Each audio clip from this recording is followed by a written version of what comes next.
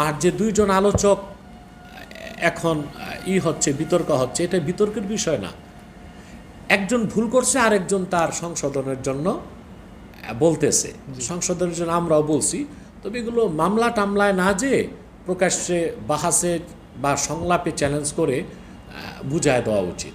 আর যিনি ভুল করছেন ওটা তো ভুল, উনি চুপ থাকলেও তওবা হবে না, বরং আমি মনে করি উনি প্রকাশ্যে এসে এটা বললেই হয়েছে এই বক্তব্যটা আমার ভুল হয়ে গেছে, আল্লাহ আমাকে মাফ করুন। সম্প্রতি হুজুর পাক সাল্লাল্লাহু আলাইহি সাল্লামকে নিয়ে, তার নবী এবং নবীয়ত নিয়ে একটা ভিডিও ভাইরাল হওয়ার পাশাপাশি মানে আলেম সমাজ বা যারা ধর্মপালন মুসলমান তাদের ভিতরে একটা বিভ্রান্তি সৃষ্টি হয়েছে মানে নবুয়ত নিয়ে। আমি বুঝতে পেরেছি আপনি কি প্রশ্ন করতে যাচ্ছেন। জি জি। আল্লাহর হাবিব মুহাম্মদ সাল্লাল্লাহু আলাইহি ওয়াসাল্লাম ১৫০০ বছর আগে নবুয়ত পেয়েছেন ৪০ বছর বয়সে। এর আগে তিনি নবী ছিলেন কিনা। জি জি। দেখেন, এই বিষয়টা আমরা জাতিকে বহু বছর আগ থেকে স্পষ্ট করে এসেছি। বিশেষ করে গত বছর এক মৌলভী সাহেব আমাদের এই বিশ্বাসের বিপরীত বক্তব্য দেওয়ার পর আমি সহিহ বুখারীর দর্স সমাপনী উদ্বোধনী দর্শে বক্তব্যটা বলেছিলাম। এবছরও আবার আল্লাহর কি হুকুম, এই বিষয়টা নিয়ে যখন খুব বেশি মানুষের মধ্যে বিভ্রান্তি সৃষ্টি হচ্ছে, বিভ্রান্তি না, মমিনের কোনো বিভ্রান্তি না, মমিন মূল আসলটাই বিশ্বাস করে। মুনাফিকদের মধ্যে বা মূর্খদের মধ্যে যখন একটা চলে আসলো, প্রশ্ন চলে আসলো যে আসলে বিষয়টা কি, তখন ওই সহিহ বুখারীর উদ্বোধনী অনুষ্ঠানে আমি বক্তব্য দিয়েছি, সুস্পষ্ট বক্তব্য।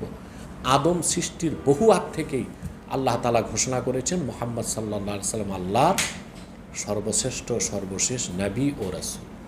এক্ষেত্রে সহিহ হাদিস আছে। এক সাহাবী আল্লাহ হাবিব সাল্লাল্লাহু আলাইহি ওয়াসাল্লামকে প্রশ্ন করেছেন, মাতা কুনতা নাবিয়্যা, আপনি কখন থেকে নবী? তা আল্লাহর হাবিব বলেছেন, কুনতু নাবিয়্যা ওয়া আদামু বাইনার রূহি ওয়াল জাসাদ, আমি তখন থেকে নবী আদমের যখন কোনো এক্সিস্টেন্স অস্তিত্বই রূপ লাভ করে নেই, আদম নামে কোনো অস্তিত্বে আসে নাই। আদমের একটা অংশ ছিল রূহ আর একটা ছিল মাটিতে, তখন থেকে আমি মুহাম্মদ আল্লাহর নবী। এই হাদিসটা তিরমিজিতে আছে। আরেকটা হাদিসে এসেছে, আরেকটা হাদিস যেটা বুখারী সহ ১০ জন মুহাদ্দিস রওয়ায়াত করেছেন এরবাজ বিন সারিয়া থেকে। ওয়ানিল এরবাজ ইবনে সারিয়া রাদিয়াল্লাহু তাআলা আনহু قال سمعت رسول الله صلى الله عليه وسلم يقول إني عبد الله وخاتم النبيين وإن آدم لمنجدل في طينته। এরবাজ বিন সারিয়া বলেন, আমি আল্লাহর হাবিব মুহাম্মদ সাল্লাল্লাহু আলাইহি সাল্লামের নূরের জবান থেকে নিজ কানে শুনেছি, তিনি বলেছেন আমি মুহাম্মদ আল্লাহর বান্দা ও সর্বশেষ নবী তখন থেকে যখন আদম ধুলায় গড়াগড়ি খাচ্ছিল। তো বিষয়টা তো স্পষ্ট। তাহলে আমাদের আকীদা ও বিশ্বাস যে আল্লাহর হাবিব মুহাম্মদ সাল্লাল্লাহু আলাইহি ওয়াসাল্লাম তখন থেকে নবী যখন আদম অস্তিত্ব লাভ করে নাই, তবে আল্লাহর হাবিব মুহাম্মদ সাল্লাল্লাহু আলাইহি সাল্লামের নবুয়তের প্রকাশ ঘটেছে ৪০ বছর বয়সে। বিষয়টা স্পষ্ট। এখন প্রশ্ন আসে যে আদম সৃষ্টির আগে আল্লাহর হাবিবের ক্ষেত্রে আল্লাহ ঘোষণা দিলেন কেমনে? এখানে এসেই একটা সত্য, মহাসত্য কথা মেনে নিতে হয়। আসলেই আদম না, আরশ কুরসি লৌহ কলম সৃষ্টির আগে আল্লাহ তার হাবিব মুহাম্মদ সাল্লাল্লাহু আলাইহি সাল্লামের নূরকে তৈরি করেছেন, এবং নূরে মুহাম্মাদিকে আল্লাহ তাআলা তৈরির পরই আল্লাহ ঘোষণা দিচ্ছেন। তখনও আরশ কুরসি লৌহ কলম হয় নাই। সব কিছুর আগে আল্লাহ তার আখির নবী, তার দোস্ত মুহাম্মদ সাল্লাল্লাহু আলাইহি সাল্লামের নূরকে সৃষ্টি করেছেন, যেটাকে বলা হয় নূরে মুহাম্মাদি।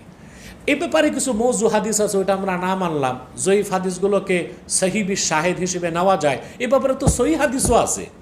তাহলে বোঝা যায় আদম সৃষ্টির আগে ঘোষণাটা কেমনে সম্ভব হইল? আদম সৃষ্টির বহু আগে, সকল সৃষ্টির আগেই আল্লাহ তার দোস্ত আখিরি নবী নূর নবীজি মুহাম্মদ সাল্লাল্লাহু আলাইহি সাল্লামের নূরে মুহাম্মাদিকে সৃষ্টি করে আল্লাহ ঘোষণা দিচ্ছেন মুহাম্মদ সাল্লাল্লাহু আলাইহি সাল্লাম আমার সর্বশেষ নবী ও রাসূল।